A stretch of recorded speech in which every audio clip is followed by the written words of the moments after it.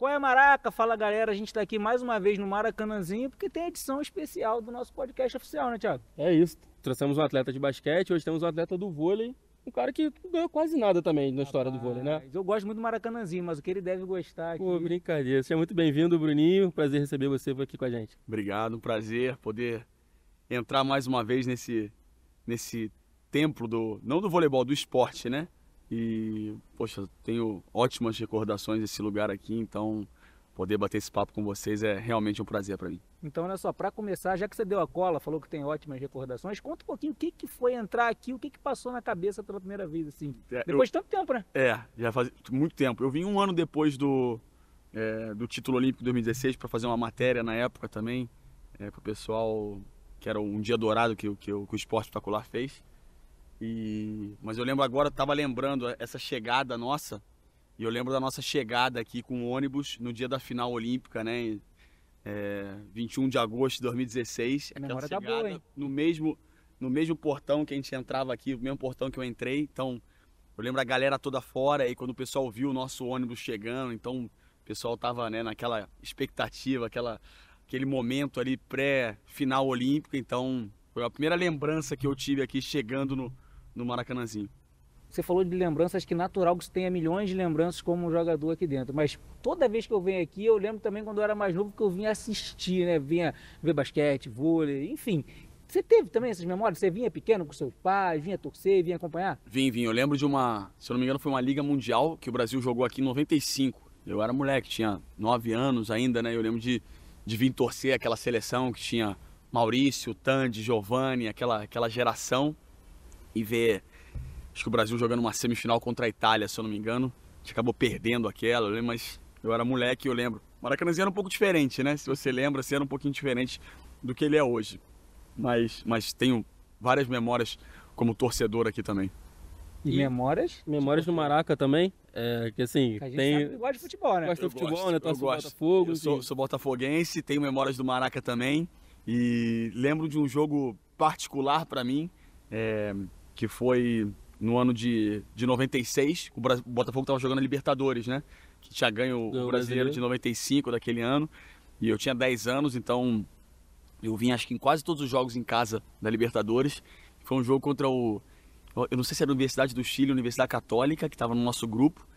E eu era, meu grande ídolo no futebol naquele momento era o Túlio Maravilha. Foi o Romário em 94, mas aí no Botafogo era o Túlio. E o Túlio fez aquele gol de calcanhar, que ele parou na linha, e aí para e faz né, ele faz uma puxada assim, faz de calcanhar na linha do gol. Então eu tenho aquela lembrança, eu no Maracanã assistindo aquele jogo, e o Túlio foi meu grande ídolo de infância do Botafogo. Cara, assim, todo mundo acho que tem lembrança com o Maracanã, não tem jeito, acho que independente da geração, independente de estar no Maracanã, no Maracanãzinho, todo mundo já veio aqui e guarda uma lembrança, uma história especial. Mas a gente não tem como não falar desde o início de vôlei com você. Você tem uma trajetória muito bacana, acho que a gente vai falar muito aqui de vôlei, mas você tem uma inspiração, uma influência que começa em casa também, né? Como é que foi? Como é essa sua relação com o esporte quando você lembra lá atrás, na infância, as conversas em casa, a admiração em casa também? Bom, eu, como todo mundo sabe, né, filho de duas pessoas que cresceram, né, dentro do voleibol, que fizeram uma carreira brilhante, né, que é meu pai Bernardinho, minha mãe Vera Mossa, jogaram aqui várias vezes, né, praticamente foram os pioneiros, né. Eu lembro da geração de prata, na verdade eu não lembro, que eu ainda não era nascido, mas aquela geração de prata começou aqui, teve jogo no Maracanã inclusive, né, que eles jogaram, acho que foi a primeira vez contra a União Soviética, né, meu pai estava em quadra naquele jogo. E já vi, né, em videocassete várias fitas, né, dele jogando aqui dentro, então são muitas recordações. E assim, eu sinto que sempre teve digamos assim, muito claro para mim que um dia o vôlei estava no meu sangue, que eu ia, né, continuar digamos assim, essa linhagem, apesar de ter feito vários esportes. Adoro futebol, joguei basquete, joguei badminton, joguei um monte de coisa, mas o vôlei ele estava no sangue, né? Então, desde criança, escutando histórias e vendo eles, né, viverem do voleibol, me fez ter essa paixão pelo vôlei desde o início e querer continuar no esporte, né, continuar a minha carreira, sem nem pensar nas possibilidades das pressões que poderiam vir depois, né? Porque quando você é uma criança, você só quer fazer aquilo que você se diverte fazendo, aquilo que você ama, né? Então, Mas é essa paixão que eles me passaram que eu tento levar até hoje quando eu tô jogando. E esse ponto das pressões que você falou, pra gente entrar na sua carreira tão vitoriosa também, né? 2007 a gente teve um momento muito importante seu aqui e que teve um pouquinho dessa pressão também, né? Fala um pouquinho de como foi lidar com isso. Sem dúvida, né? 2007 foi praticamente o primeiro ano que eu era já, 2006 foi a primeira convocação para a seleção adulta, né? Eu era o terceiro levantador, atrás de Ricardinho e Marcelinho, eu era o terceiro. Você já estava jogando muito bem aqui no Brasil também, né? Já tinha ganho a Superliga, a Copa do Brasil, né? No segundo ano, que foi 2006, 2007, né? A gente perdeu a final para o Minas, mas eu fui considerado o melhor levantador de novo naquele ano. Então eu era um jovem já que estava, né, destacando de certa maneira, né, junto com um grupo de jovens que estava chegando ali, ajudando aquela geração brilhante, a maior geração que a gente já teve. E aí aconteceu o corte do Ricardinho nas vésperas daquele Pan-Americano do Maracanãzinho, né, do Rio. E aí eu tive aquela experiência aqui, né, que foi, digamos assim, um momento assim, um pouco difícil, né, mas que fazem parte da carreira do atleta, né, os obstáculos. A carreira do atleta, eles te colocam à frente de coisas que você tem que ter maturidade, né, e com a ajuda que eu tive, né, de todos os meus companheiros naquele momento, né, na minha primeira entrada aqui no jogo contra o Canadá, que foi a nossa estreia, tinham várias vaias, alguns aplausos, né, porque muitas das pessoas queriam ver o Ricardinho naquele momento, né, e talvez tivessem atrelado, né, a minha convocação por ser filho do Bernardinho. Então foi um momento um pouco complicado, né, naquelas primeiras vaias ali em 2007, e a gente acaba ganhando aquele Pan-Americano, né, sem perder nenhum set, perder um set, aquele Pan-Americano. Absurdo essa campanha. Exatamente. E era o único título que faltava para aquela geração, né? Aquela geração tinha ganho tudo, né? Olimpíada, Mundial, Liga Mundial, Copa do Mundo, e faltava o Pan, que tinha perdido em 2003. Então foi um título especial para eles, né? Mas eu imagino para o público que queria ver o Ricardinho jogando, que era o melhor levantador do mundo na época.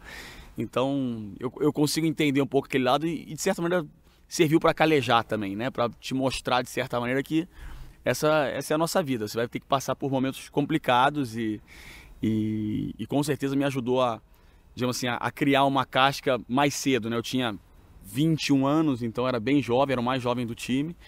E depois dali, no ano seguinte, eu conquistei a Superliga aqui, no Maracanãzinho também, pela equipe de CIMED Florianópolis. No outro ano também aqui, de novo, a gente conquistou mais uma Superliga aqui. E aí, 2016, então assim, passou por aquele momento difícil, mas que depois vieram ótimas recordações. Na posição de levantador, como você falou, né? Tem grandes nomes assim na história do vôlei brasileiro, né?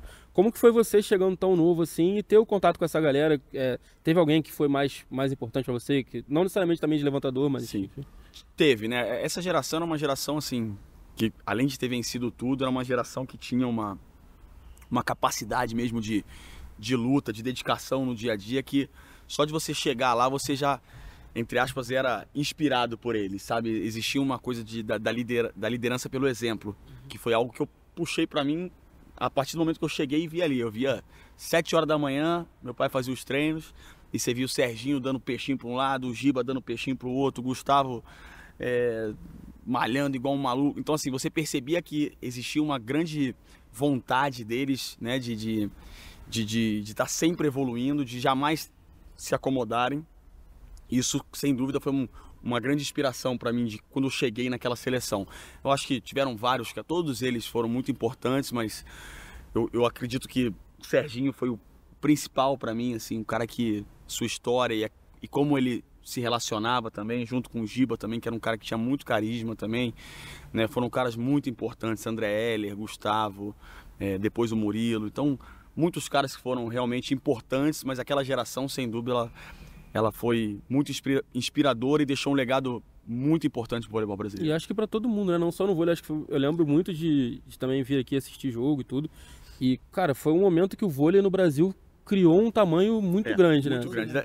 Daquele ano, quando meu pai, junto com a comissão técnica que eles assumiram em 2001, eles criaram esse tipo de filosofia que se tornou mesmo que uma marca registrada daquela seleção. E que acho que as pessoas gostavam de ver aquilo, né? Elas realmente se sentiam, como é que eu posso dizer, representadas, né? O país representado naquele momento. E foi até 2012, né? A gente passou por muitos anos. Lógico que as gerações vão mudando, tudo muda um pouco, mas foi muito, muito importante ter feito parte daquilo. Eu acho que muito daquilo que eu conquistei depois também nos clubes e tal, eu eu devo a esses caras, a essa geração, junto com a comissão técnica, que me ajudou a formar como atleta e como pessoa. E aí deixa eu te perguntar uma coisa, a gente falou aqui do ponto de como o vôlei, principalmente naquela época, estava em evidência, assim, todo mundo queria vir, queria assistir, acompanhava, seja no Brasil, seja fora.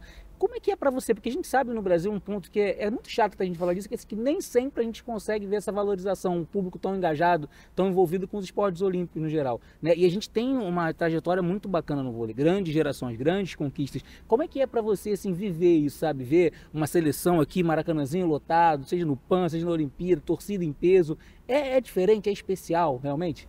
Cara, não tem preço, entendeu? Após aquelas Olimpíadas ali, eu senti algo que eu nunca tinha realmente, talvez nunca tinha entrado na minha cabeça, não tinha caído a ficha do quanto o voleibol era importante, o quanto a gente era admirado e quanto as pessoas torciam mesmo pela gente, né? Essa energia que a gente acabou conseguindo trazer das pessoas é fundamental. Então ter vencido aquele campeonato, aquela Olimpíada aqui, foi muito especial porque de certa maneira ele te traz exatamente a valorização de tudo aquilo que você, né, e que você está representando mesmo um país e que as pessoas se sentem representadas, né? Isso acho que é a melhor sensação, porque você sente o orgulho de vestir a camisa do Brasil, de vestir, né, de cantar o hino, e você sente que as pessoas estão junto com você. Então não tem nada melhor do que ver um ginásio lotado, a torcida te apoiando, né? Eu acho que o maior orgulho que um atleta pode sentir é ter esse momento. Então, olha só, vou pegar minha cola, já que a gente já entrou no tema Olimpíada, quando eu pego a cola você gosta, vamos falar jogo a jogo mais ou menos daquela jornada ali. 3-1 no México. 3-1 México, vou te falar uma coisa. A estreia, né, que sempre tem aquele nervosinho. O México ganhou um set na competição, que foi aquele primeiro set contra a gente. Uhum. Cara, a gente tava muito nervoso e não tem como não tá. Não tem como não tá. A hora que a gente entra ali, eu lembro até hoje, ó, eu já até arrepiei, porque você viu o ginásio... E, cara, você tá jogando... Era a minha terceira Olimpíada, mas é a Olimpíada em casa. É diferente. É no Rio de Janeiro, é no Maracanãzinho. É uma outra situação, entendeu? É uma outra coisa. E então foi um jogo que a gente começou muito nervoso, a gente foi melhorando ao longo do jogo, mas foi um jogo que a gente tava bem ansioso. E aí, ó, 8.600 pessoas presentes. Nosso amigo Thiago aqui, muito bom de número, já registrou, tá? Fiz a pesquisa. Jogo 2, 3-1 no Canadá. 8.700 pessoas presentes. Segundo passo, né? Segundo passo, o Canadá tinha vencido o primeiro jogo contra, acho que os Estados Unidos, então tinha meio que sido uma surpresa, deu uma embolada no grupo, então era um jogo importante pra gente. E um jogo difícil pra caramba, os caras estavam jogando bem, a gente conseguiu vencer 3-1 e dar um passinho ali pra classificação. E aí a gente vem com 2 jogos mais complicados, 2 derrotas, né? 3-1 para os Estados Unidos, mas 8.700 pessoas presentes. 3-1 para a Itália, já aumentou, 8.800 pessoas. Como é que foi ali, depois de 2 vitórias, você ter 2 momentos assim mais complicados? Ali a gente tava com a corda no pescoço, né? Acho que muita gente não acreditava mais, né? Muita assim, gente... Público, né? Muita gente se sentiu uma dúvida naquele momento, né? Uma insegurança na nossa equipe. E a gente também vai para o último jogo, né, contra a França da fase classificatória, que era vida ou morte. Então, ou você perde e é 9º colocado nas Olimpíadas na tua casa e a tua geração fica queimada pro resto da história, ou você consegue tirar aquela faca do pescoço e continuar na competição. Então, jogo de vida ou morte. Eu lembro que aquele dia e meio, né, a gente sai do jogo aqui contra a Itália, que foi o jogo anterior, já de madrugada, 1h30 da manhã, que os nossos jogos eram sempre muito tarde. Isso, né? O jogo era 10 e pouca da noite.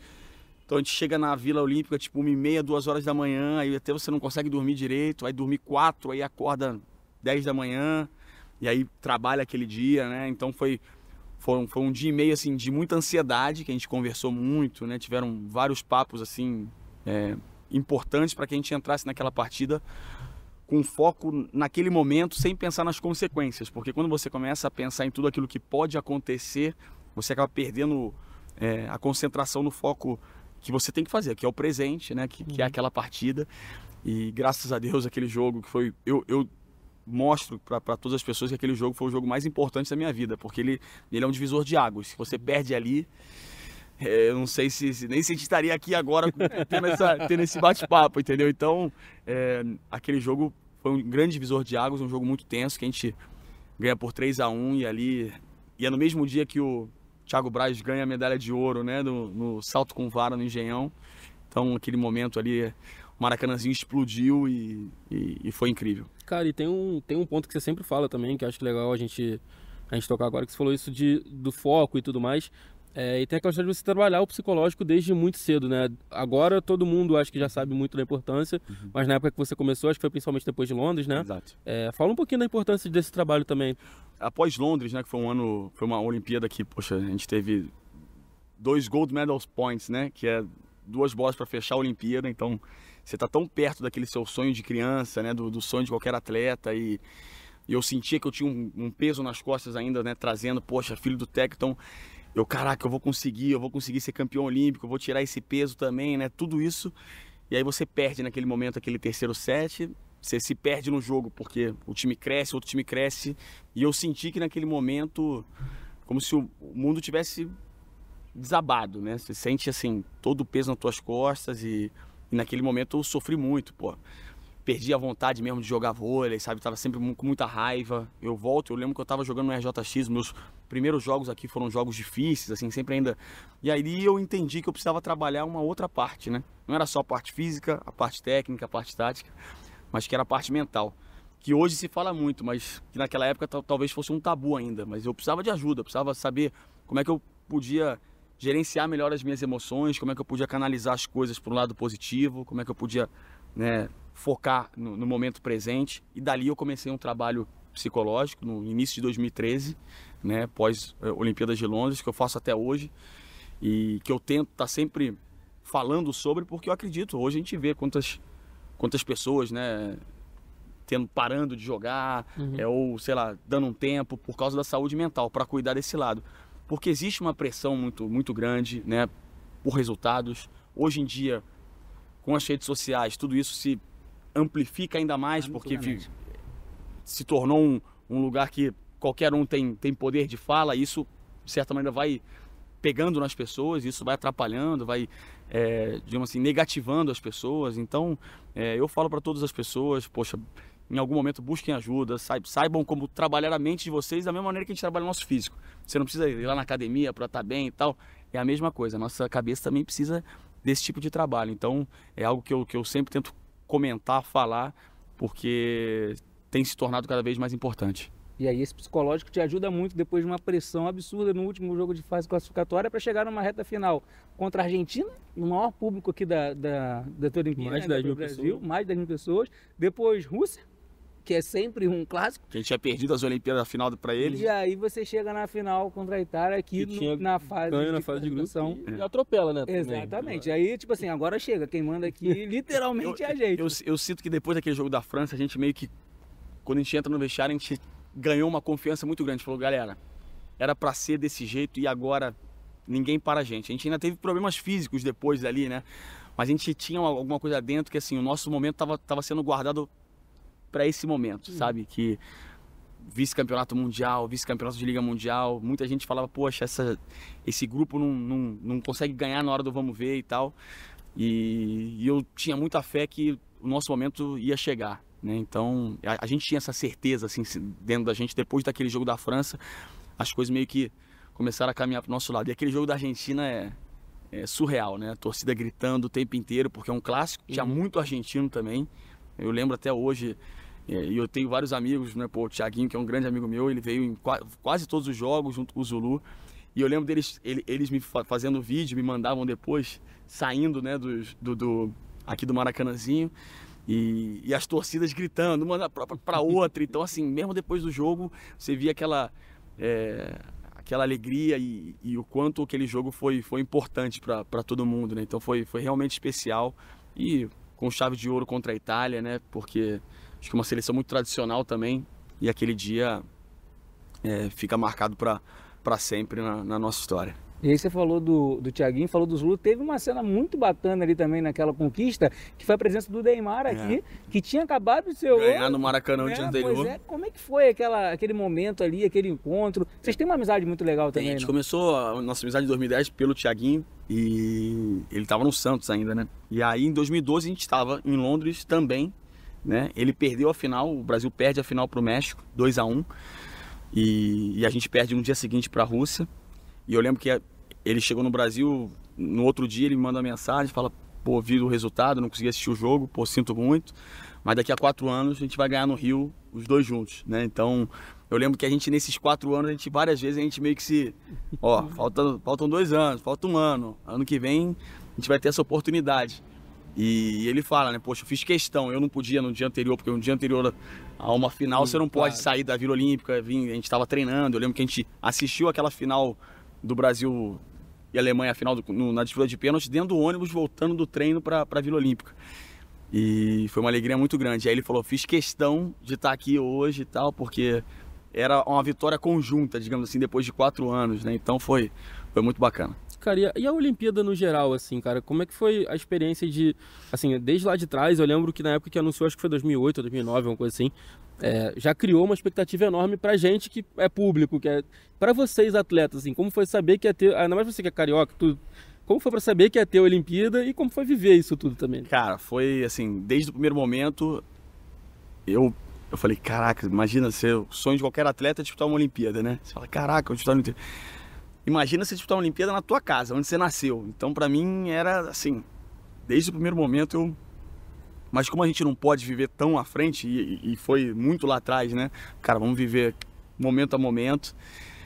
Mas, assim, foi incrível tudo aquilo que... todas as partes, né, digamos assim, desde Vila Olímpica, desde de todos os voluntários, sentir todo o carinho, sentir toda a energia mesmo do público brasileiro. E você percebeu quantas pessoas receberam bem também, né, todo mundo. Então eu vejo vários estrangeiros que vieram ou assistir, esposas de jogadores, falam que, poxa, foi uma Olimpíada incrível, não talvez pelo, digamos, organização perfeita e tal, porque talvez outros lugares podem ser melhores, mas como as pessoas receberam, né? E o carioca, o brasileiro, ele tem essa qualidade de receber bem. Então, isso foi, sem dúvida alguma, ficou uma Olimpíada marcada por aquilo, né? De muita alegria, né? De muita... As pessoas... Pô, eu lembro vários amigos meus que, fora do esporte, faziam festa sempre, né? Uma Olimpíada de festa, é carnaval, é tudo, né? Então, foi um momento, assim, de união dos povos, que é o que a Olimpíada...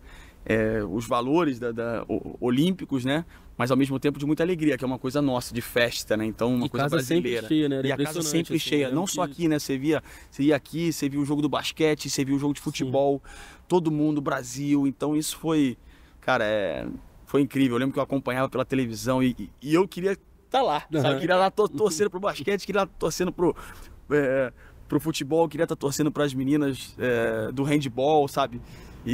Mas foi muito bacana, assim, ver tantas medalhas. A gente foi recorde de medalhas naquela Olimpíada, então foi especial aquela Olimpíada aqui no Rio. E agora a gente já tem um foco em Paris, né?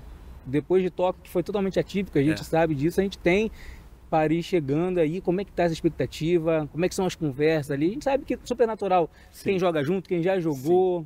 Como é que tá o coração aí? Assim, a gente, é lógico que tudo tem um foco nas Olimpíadas, né? É o principal momento do ciclo olímpico, né, pro voleibol e acho que pros esportes olímpicos em geral. O futebol é a Copa do Mundo e os esportes olímpicos para as Olimpíadas.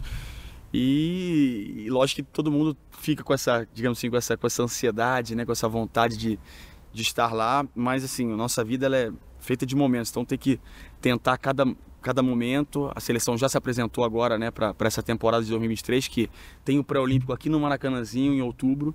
Então já vai ser, digamos assim, poder receber o apoio e a energia do público num ano pré-olímpico é fundamental, né? Conseguir a classificação e no ano que vem, poxa, conseguir uma medalha para o Brasil seria incrível, né? Porque a gente acabou falhando na nossa última tentativa lá em Tóquio, né? Acabou ficando de fora do pódio, que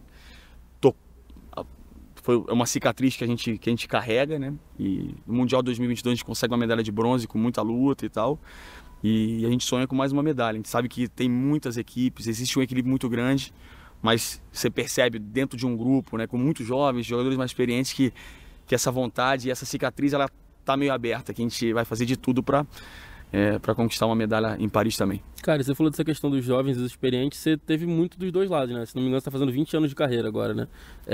Como que agora tá desse lado mais experiente para ajudar a garotada? Cara, você meio que tem que mudar um pouco, né? Até a chave, né, na tua cabeça.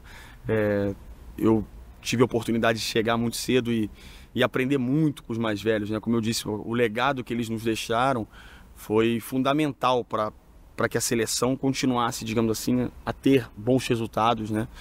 E é isso que a gente tenta passar no nosso dia a dia para os caras mais jovens. E o nosso apoio tem que ser esse, né? De experiência, mas de mostrar para eles os valores importantes, né? De muita dedicação, de muito trabalho, de entrega diária, que é só assim, né? Que a gente vai colher os nossos frutos lá na frente. Foi assim que eu aprendi e é assim que eu tento passar para eles, entendeu? E em outro lado também, assim, hoje já com 36 anos, vou fazer 37, a nova geração vai chegando, você acaba perdendo espaço também um pouco, né? Já não joga tanto quanto antes. Então, como você consegue continuar lidando bem com isso? Então, assim, importante fazer o que for melhor para a seleção, né? Então, a poder ajudar da maneira que for, seja em quadra, seja fora, sabe? Então, eu acho que esse tipo de filosofia é muito importante para você conseguir criar um grupo, né? Tanto no voleibol quanto no basquete, são esportes que eles exigem muito um grupo mesmo fechado, um grupo, porque troca muito rápido, entendeu? Você troca, entra, sai. Então o esporte coletivo ele é isso. Então tem que ter todo mundo, né, com o mesmo objetivo e com a mesma vontade, motivação de ajudar e de fazer de tudo pelos outros. Então tem que ter muito essa disponibilidade de todos, né? Então olha só, a gente ia deixar ele fora dessa. Mas eu não aguento, vou pegar aqui de novo. Vamos lá. Bruno, todo mundo que vem aqui no nosso podcast, e aí, ó, Olivinha quando veio achou que ia escapar, não escapou. Olivinha é uma figura. A gente pede para escalar a sua seleção. Então assim, Okay. O cara veio do futebol, escala os 11. Olivinha veio, escalou você, nada mais justo em 20 anos aí de carreira, você vai ter que escalar o teu sexteto. Perfeito. Vou anotar aqui. Brasil, né? Brasil. Brasil. Perfeito. Vamos lá, você que manda, escala aí. Cara, o levantador é sempre complicado. Não, o levantador é o Bruninho, né? Não, tem que estar. Não. Vamos, vai, tá bom. Deixa eu ser o técnico desse time aí, tá eu boto meu pai fora. Beleza. Eu vou ser o técnico. Vou deixar meu pai fora dessa. Sem ciúme, Bernardo. Deixa eu botar... Cara, Maurício e Ricardinho são cada um com a sua genialidade, né? Muito difícil. Deixa eu pensar um pouco mais. De oposto, eu vou botar Marcelo Negrão. O cara era impressionante, eu vou botar o Marcelo Negrão, apesar que o Wallace também muito próximo dele, mas eu vou botar o Marcelo Negrão, que pra mim foi o cara que eu vi, aquela cena dele, aquela Olimpíada de Barcelona, aquele ace final ali, pra mim foi muito marcante, Marcelo Negrão. Na ponta, Gibaneles e Murilo, que pra mim foi um cara muito completo, foi MVP de Olimpíada, foi melhor jogador de Mundial, não tem a medalha de ouro, mas era um cara que merecia demais a medalha de ouro olímpica, que é o único título que faltou pra ele, o cara fora de série. O líbero não precisamos nem falar, né? Serginho, ao concurso, em qualquer seleção do mundo ele tem que entrar, do planeta ele entra. No meio, Gustavo Endres, o cara fora de série também, bloqueio e líder, e um cara sensacional. O Lucão, um grande parceiro de vida que eu tenho também, assim, um cara que eu sou padrinho do filho dele, e a gente teve sempre uma relação muito boa dentro de quadra também, um cara que faz a diferença no ataque, campeão olímpico, campeão de tudo. E levantador, eu vou colocar o Maurício pelas 2 medalhas de ouro olímpicas, tá? O Ricardo vai ficar de fora por causa disso, que o Maurício talvez foi um pouquinho mais... tem uma longevidade um pouco maior, né? Conseguiu jogar em 2 gerações, mas os dois são fantásticos. Então vai Maurício e Marcelo Negrão, Giba e Murilo, Gustavo e Lucão, Serginho Líbero. Eu técnico. Técnico Bruninho. Aí, ó. Já vamos deixar o convite aqui, Bernardinho, você tem que vir aqui agora para escalar o seu time, tá? E a gente vai ver isso aí, muito bom, ó. Vamos reforçar. Maurício, levantador, Marcelo Negrão oposto, Giba e Murilo nas pontas, Gustavo e Lucão, Serginho e professor Bruninho. É legal que até era uma das perguntas mais pro final, mas já que você se colocou como técnico, né?